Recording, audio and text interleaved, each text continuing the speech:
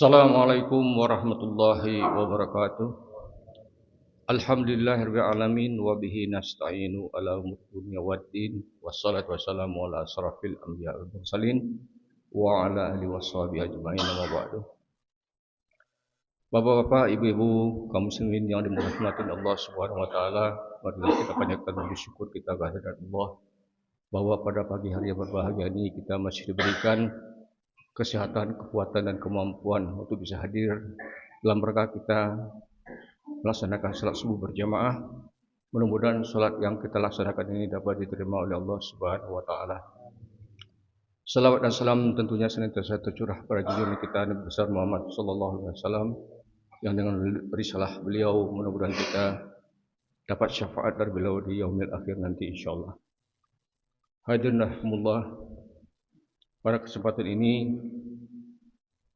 dalam sebuah hadis diriwayatkan dari Abu Hurairah radhiyallahu anhu berkata, Rasulullah SAW bersabda, jika umatku sudah mengagungkan keduniaan, maka hilanglah dari mereka kehebatan Islam. Dan jika mereka meninggalkan amar ma'ruf nahi mungkar, maka mereka akan diharamkan dari keberkahan wahyu. Dan jika umatku saling mencaci, maka mereka akan jauh dari pandangan Allah Subhanahu wa taala. Hadis riwayat Hakim dan Tirmizi. Banyak yang telah berusaha untuk mencapai kemajuan umat Islam dan agama Islam. Tetapi ternyata usaha-usaha mereka menuju ke arah itu kegagalan. Seandainya kita yakin bahwa Rasulullah SAW dan ajarannya benar, maka kenapa segala sesuatu yang telah beliau nyatakan sebagai penyebab penyakit justru kita anggap sebagai obat penyembuh? Rasulullah SAW pun bersabda, kalian tidak akan menjadi seorang yang benar-benar muslim sebelum hawa nafsumu disandarkan pada agama yang aku bawa. Hadirin rahimakumullah, tapi kita malah menganggap agama sebagai penghalang kemajuan. Allah Subhanahu wa taala berfirman, A'udzubillahi minasyaitonir rajim.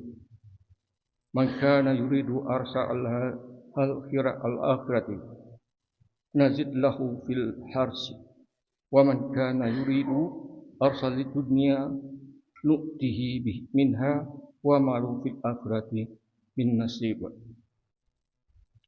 Barang siapa yang menghendaki keuntungan di akhirat, akan kami tambah keuntungan itu baginya.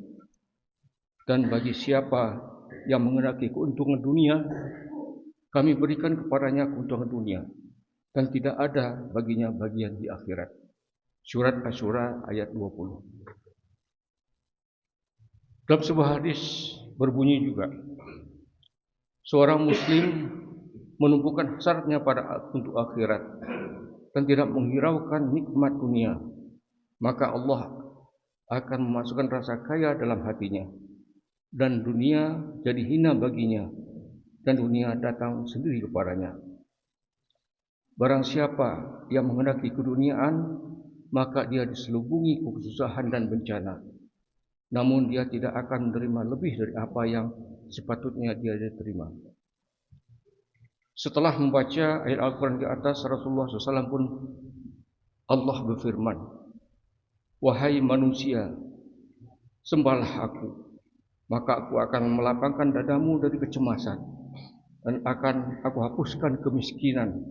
Jika tidak, aku akan penuhi hatimu dengan kegelisahan, dan aku tidak akan menghapuskan kemiskinanmu itu. Ini adalah sebuah hadis qudsi, tetapi ternyata kita begitu bodoh. Kita menganggap agama dan pelajaran dari apa para ulama sebagai penghalang keduniaan kita. Apakah kita tidak berpikir? Marilah kita perhatikan, jika para ulama itu kekurangan harta, maka kemajuan dunia yang ada pada kita dapat menjadi alat untuk membantu mereka. Jika kita membiarkan mereka, maka tidak ada masalah bagi mereka. Tetapi bagi kita justru sebaliknya, kita akan kehilangan manfaat dari rezeki yang ada pada kita. Bimbingan bagi kita akan rusak, dan keduniaan kita pun akan rusak. Jika para ulama dan ustadz mengajar kita berdasarkan Al-Quran, maka apakah kita pantas untuk menolaknya? Jika kita menolaknya, maka bukan saja kita akan dikatakan tidak berakal, bahkan kita telah jauh dari ciri-ciri keislaman. Para ulama bisa saja salah atau lupa, tetapi selama mereka menyampaikan perintah-perintah Allah dan hadis-hadis Rasulullah, maka kita mesti mendengarkan dan mengamalkan nasihat-nasihat itu. Jika kita tidak melaksanakannya, maka kita sendirilah yang akan bertanggung jawab. Sebodoh-bodohnya seseorang, hadanahullah. Satu lagi yang patut kita prihatin adalah pada umumnya ayat-ayat Al-Quran dipahami secara keliru. Contohnya, ada anggapan bahwa agama Islam hanya mengajarkan ketuhanan tanpa keduniaan, padahal keduanya diajarkan di dalam Islam. Allah Subhanahu wa taala berfirman dalam Al-Quran yang biasa kita sebut dengan doa sahabat jagat, Rabbana atina fid dunya hasanah wa fil akhirati hasanah wa qina adzabannar. Ya Tuhan kami, berilah kami kebaikan di dunia dan kebaikan di akhirat, dan peliharalah kami dari siksa neraka. Tujuan diturunkan seluruh isi Al-Quran adalah untuk diamalkan. Begitu pula ayat di atas.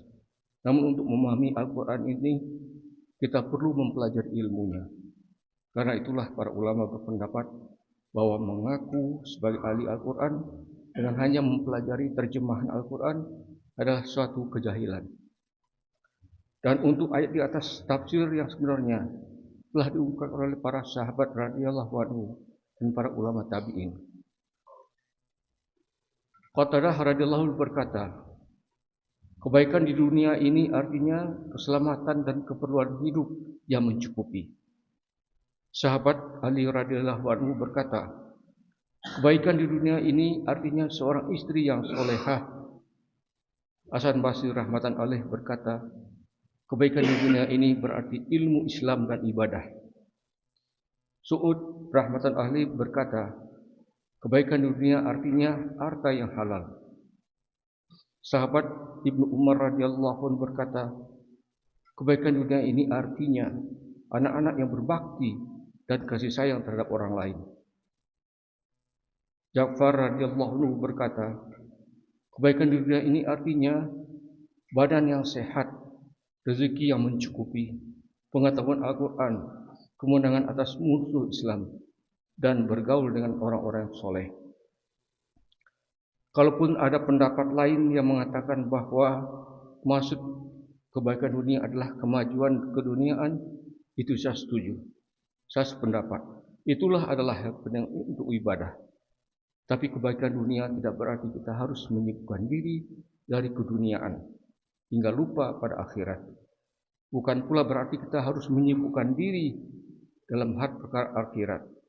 Apalagi sampai kita berdoa kepada Allah agar keduniaan kita hancur. Sebenarnya keduniaan dapat dijadikan sarana ibadah. Lagi pula, adakah larangan untuk mendapatkan keduniaan? Tetapi harus kita sadari bahwa mendapatkan keduniaan adalah sedikit atau banyak bukanlah maksud kita.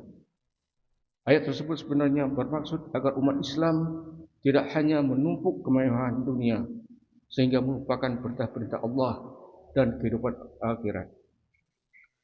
Sebanyak apapun usaha keduniaan kita, janganlah melebihi usaha untuk mendapatkan akhirat. Sekurang-kurangnya usaha akhirat dan usaha dunia hendaknya seimbang. Hadirahimullah, mudah-mudahan apa yang saya sampaikan ini bermanfaat dan untuk menjadikan renungan buat kita bahwa kita ciptakan Allah adalah untuk akhirat nanti insyaallah. Billahi taufiq wal hidayah. Assalamualaikum warahmatullahi wabarakatuh.